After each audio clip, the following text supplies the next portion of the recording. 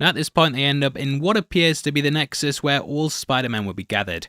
There's a lot going on here, and when I saw it, mate, I was like, it's going to be a long night tonight. However, we want to point out all the spider people here, so sit tight and shut the fuck up. Now, the people standing behind the pair, I'll probably end up covering as we pull out, but they're all pretty generic except for the PS4 looking one, who I'll talk more about in just a bit. This isn't the PS4 Spider-Man, just a similar suit. But yeah, we'll talk more about the main one in just a bit. Now, when we go back, we can see two spider women on the left, with one wearing the normal suit and another wearing what's either the negative one or the armor one. Next is the bulletproof suit, which you'll likely know from the PS4 game. Alongside this is a bigger Spider-Man wearing a similar costume to the armor suit, and to the right of him is the Don PS4 Spider-Man. You might remember that his suit was actually shown in the Spider Cave collection back in the first film, but this movie will see someone actually wearing it. I'm really hoping that this connects in with the next game, and with the Miles Morales one having a Spider-Verse suit in that, it looks like they could be tying it all together. Either way, seeing him in the film's going to be a major addition, and it looks like he's sort of gained his own kid, his own Miles if you will, which is a reflection of Peter B. Parker and Miles' relationship. The person's wearing a black and red costume, and it looks very similar to the superior Spider-Man one. This is when Doc Ock mind swapped with Peter, and he became the webhead.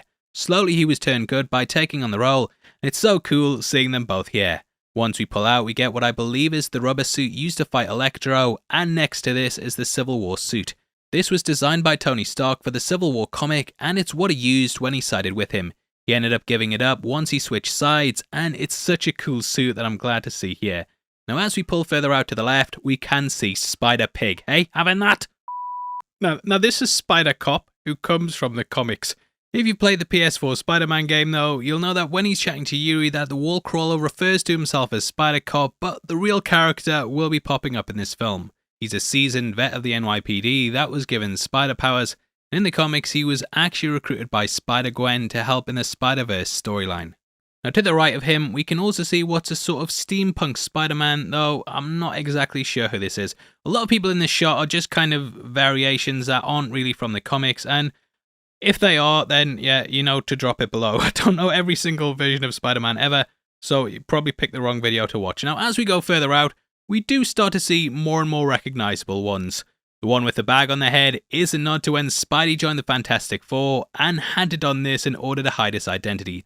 Love the art style of this, and they have him in a 60s pop art animation to reference the era he debuted in. In the top right, we also have Spider-Werewolf, which, no prizes for guessing which version of Spider-Man that is. Now from here we cut back to Gwen and Miles and see Peter B. Parker, the boy, the Don Dotter, never late with the Rent King, who is back for the movie. Obviously, he was one of the big parts that made the first movie as successful as it was, and there was never any doubt that he was going to be back for a sequel. When we last left him, he was going to his MJ to fix their relationship, and it looks like it's good news. Being a dad myself, I instantly recognized that carrier on the front. It looks like my man is now a father. Congratulations, now hit the thumbs up button. Now from here we see a motorbike busting through the air, and I believe this is Issa Rae's version of Spider-Woman. It's a big departure from her look in the comics, but with this being the multiverse, they've clearly changed her up. Now there's a massive scene where lots of different characters jump Miles, and if you look closely, you can see one with 6 arms that wraps themselves around him. This is similar to the mutated Spider-Man from the comics and TV show, and they, of course, spiders in general have 6 arms and 2 legs, equaling 8 limbs. You see that? Now, I just love this shot of them all swinging towards him, and we even see a slightly chubby one gliding in. Now, he's going to be clashing heads with Miguel O'Hara, aka Spider-Man 2099. O'Hara is half Irish and half Mexican, and he is a Spider-Man of the futuristic Nueva York.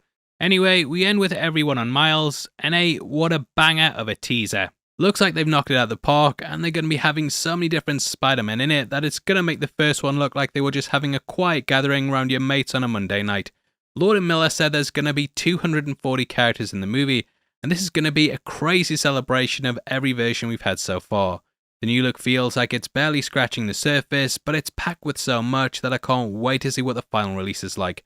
Great trailer, and obviously let me know your thoughts on it below. If you want something else to watch, then make sure you check out our breakdown of The Boys' spin-off show Gen V, which is on screen right now. Lots of cool Easter eggs and links back to the main series, so definitely head over there right after this. By the way, thanks for sitting through the video. I've been Paul, and I'll see you next time. Take care, peace.